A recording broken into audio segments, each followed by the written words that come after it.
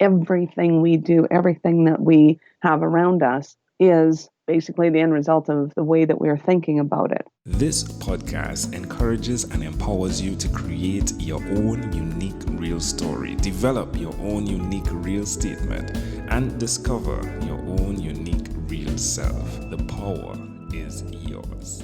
Good morning, Michelle Nedelec. Previously, episode 902 of the 12-Minute Convos podcast. It's been just 3 years, 1 month, 23 days, 19 hours, and 45 minutes since we last recorded that conversation. That was then. This is now. Michelle, how are you doing today? I am doing fabulous, thank you. And how are you? I am as excellent as can be. Thank you for asking that. The last time we spoke, there were a ton of things going on. Wow, you all, and this includes your team, were doing some amazing things. Awareness strategies, PTSD, helping people in a couple of hours. How have things evolved today? They evolved a lot. So that was with the company called Success Therapy. And they're still around and rocking and booming. And our focus has done a little bit of a change from, I guess, the personal development realm of helping business owners. And we have done a pivot to more of a digital marketing aspect. So my partner in business and pleasures, we like to say, has moved into the company. And we went from just working on mindset with people to helping them in all areas of the business, and then especially with the IT on the marketing side. Now, when you step to the table, is it that you're helping people with their profits? And is there a way to measure that, the way you help others? Oh, absolutely. In the digital marketing world, we depend a lot on the analytics and the conversions and what's working and what's not working. And if it's not making you money, then we quit doing it. And if it's making you money, we do more of it. How does it feel looking back over the last, you can almost say 2 decades plus, right? Mm-hmm. When you look at how you've evolved, how you've transitioned, how does it make you feel? Fantastic, curious, and amazed. Yeah. Wow. 25 years ago is a long time ago. We seemed so new and so kind of wide-eyed and agog of everything that was going on in the world at that time. And now it's evolved into a feeling of, even though I know so much more now than I did then, it's like I know nothing. It's like, wow, there's a lot to learn.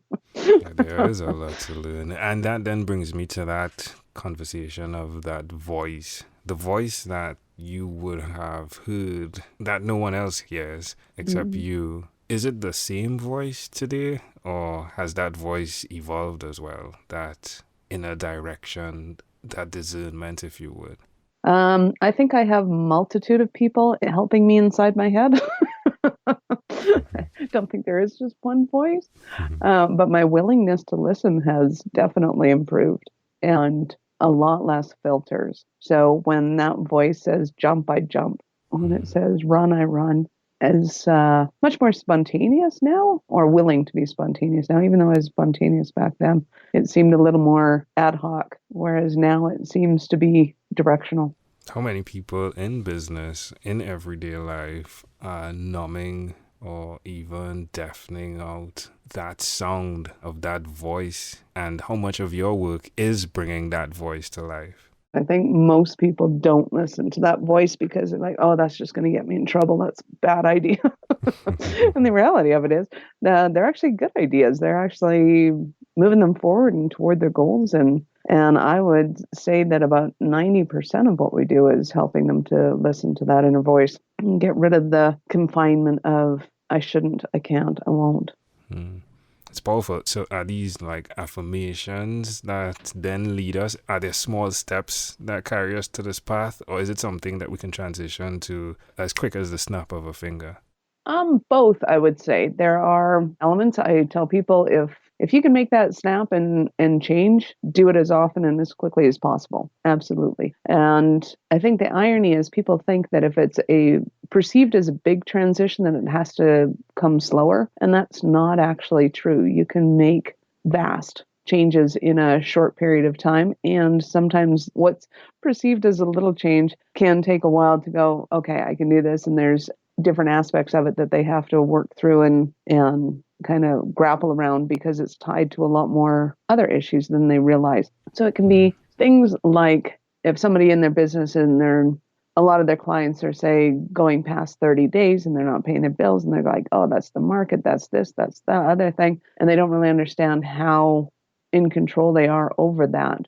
It can actually be just a snap of a decision and go, oh, I get it. I'm actually creating these conversations. I'm actually allowing this to happen. And it's just a matter of kind of getting that perspective and shift in their mind to go, no, like I'm going to get paid immediately. My bills are going to be paid on time. People are paying instantaneously now. And all of a sudden this what is perceived as a shift that they don't have no control over. In fact, they have a ton of control over, and it will shift immediately. And then things that can be easy, like I'm going to read every day, it becomes a huge realization that there's actually a lot attached to it. And it's a matter of honoring your own decisions. It's a matter of prioritizing your day. It's a matter of doing a whole lot of different things. And sometimes they have to just put a little drip campaign in place to change those beliefs so that they're doing the thing that they want to do. How much of the physical aspect of who we are and how we treat with that is connected to the implementation of the mindset aspect? I would say 100%. That there is absolutely nothing that happens in our physical world that doesn't begin and generate inside our minds. So, for example, the people that you meet in a day, the people that you talk to in a given day are completely unique to you because of the way you think and the thoughts that you have. And the people that will then affect who you find approachable, who you find amusing, who you are attracted to, even though you go into, say, a grocery store and you're talking to the teller. It's not coincidental that you're speaking to that particular teller or that you're speaking to that teller in a certain way. Everything we do, everything that we have around us is basically the end result of the way that we're thinking about it. You can have two twins living in exactly the same place in the exact same house and have completely different results. It's a conversation, isn't it? It starts with a conversation, doesn't it? It does. It's powerful, the conversation we can have with ourselves, and in so doing, it opens us up to have conversation with others. And so much of life is tied to that. The success, I'm doing air quotes here, right? The success that we achieve. In the midst of it, there's a timeline, one that we do not understand, it seems, control. How do you interact with that possibility that you could die today or tomorrow? How do I deal with that possibility? That is a great question. I look at death as more of a transition than an end. So and to me, I think that there's definitely a purpose in the timing of our deaths. And I also believe that it's a choice that we've made prior to this moment, which a lot of people can't grapple and don't want to grapple or think it's hogwash or whatever. But what I have found is that people's death, to me, seems to have perfect timing always. And it never really feels like it's perfect timing in that moment, or rarely. When little kids die of cancer, it certainly does not seem like perfect timing at all to anybody around them. But when you go 5, 10, 20 years out, you see the beauty and the perfection of what transpired because of it. And it's not a matter of kind of seeing it as untimely. It's what if you could see it as timely? What if you could see it as a benefit? What if you could see that there was some higher purpose, if you will, and not like higher as in ethereal, but as in it brings you to a better place because of that other person's death. And obviously with our own death, it's irrelevant to us because we're not here anymore. That's not the kind of the fallout, if you will, it's not about us.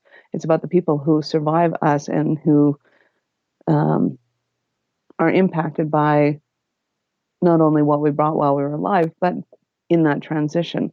And who did they get to become because of that? How have your children been impacted by everything you're doing? Oh, immensely. So right now I have a 26-year-old who is traveling South America, currently in Peru, and is a world traveler Wow. because of the influence that I've had on him. Mm. And going, go out in the world, go and see people, go and meet people, go and get a different life. This isn't the thing you're experiencing right now in your life, isn't the end all and be all. This isn't it. This is just a microscopic biome that you happen to have grown up in. The world is phenomenal, fantastic, amazing, and beyond kind of your comprehension at this point. And the only way that you can start to grapple what it's all about is to go and see other places, meet other people, go and discover what they know, ask them questions, tons of questions, who they are, why they do what they do, where they're at, and you'll find that everybody's answers are completely different and fascinating. And what you think is true and concrete and it's just the way it is, it's not. Almost all of those thoughts that we think are concrete aren't.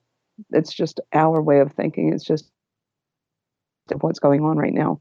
And it's not true. Increasing your And when you realize awareness. that your thoughts aren't true, yep, all of a sudden a world of possibility opens up to us because what we think is concrete and unchangeable is definitely changeable. It's like clear. Well, my friend, I can say that this is such a grand opportunity, Michelle, to have a call where you have not given up, that you found your purpose, your passion, your calling. And of course, yeah, it's like a wave and there are the ups and downs, but you've not given up. You've not given up. And that is both motivational and inspirational. So I do appreciate you and your service to humanity. In closing, is there anything else you'd like to share with our amazing audience? Just that I absolutely love you. Thank you for calling. I appreciate it. Thank you for listening. I appreciate that too. And if anybody wants to talk, I'm happy to talk and open up the possibilities for them. Love it. Again, a pleasure. I treasure. Michelle Nedelec, thank you for being on What is Inspired by 12-Minute Convos with Angel Jones. This podcast is produced by Pod Edits. Visit podedits.com for professional podcast publishing.